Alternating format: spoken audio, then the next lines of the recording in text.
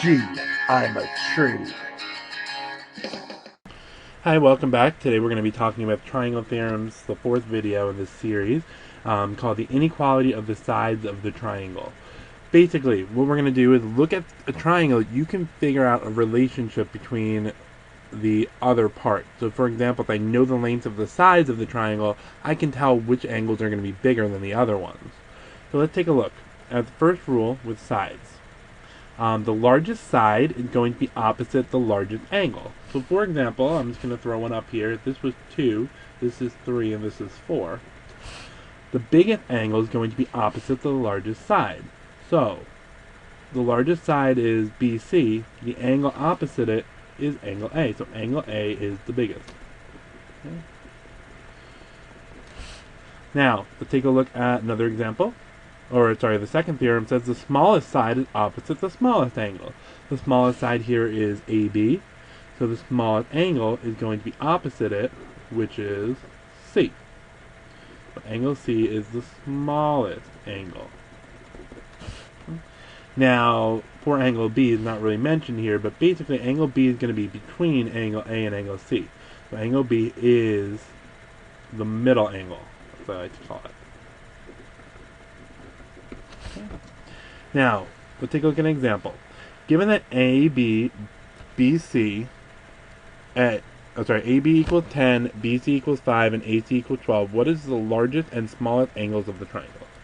So, first thing first, there's no diagram here. So the first thing I should do is draw a diagram. And remember, your diagram may not look exactly how it's supposed to. Okay? For example, AB is 10. AB and BC look sort of close to each other, but BC is actually 5. And then AC is 12. Now remember, don't freak out about the diagram that you drew, especially, or unless they tell you specifically the diagram is what it's supposed to be, what it looks like, it's accurate, then you can assume looking at the diagram. But in most cases, the diagrams are not accurate. So, in your case, getting back to this, now the angle that's opposite the smallest side, which is 5, is angle A. So angle A is smallest. Okay? Then finally, we also have AC is the biggest, so angle B is the largest. Okay? Simple? Okay. Now, the next topic with this is dealing with the angles. Basically, the same thing holds true. So let's say I said B was 30 degrees. A is 70 degrees, and angle C is 80 degrees. Now, the angle that's the biggest is going to be opposite the biggest side. So this, basically, here are two rules.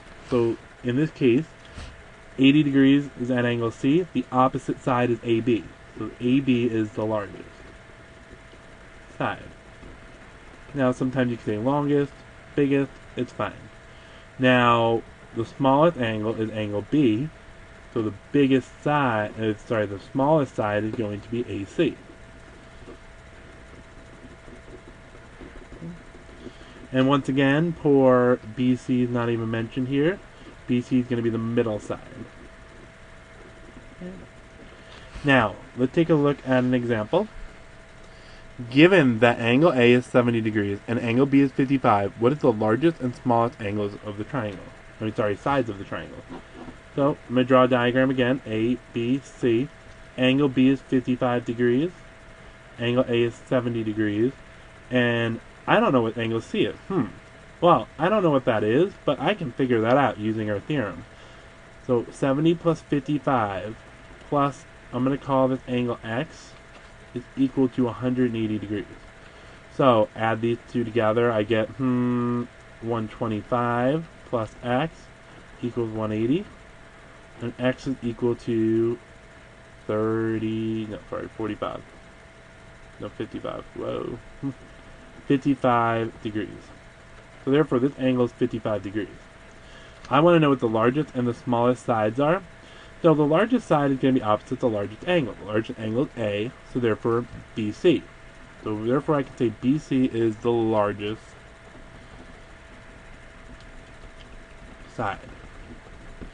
Now, unfortunately I have 55 here and 55 there. So I can't figure out what the smallest is, but I know that these sides are going to be equal, making it an isosceles triangle. I can say AB is congruent to so AB is congruent to AC, and they're both the smaller sides. Okay, if there's any question, you can feel free to leave me a comment, or you can ask me later. Have a great day. Bye.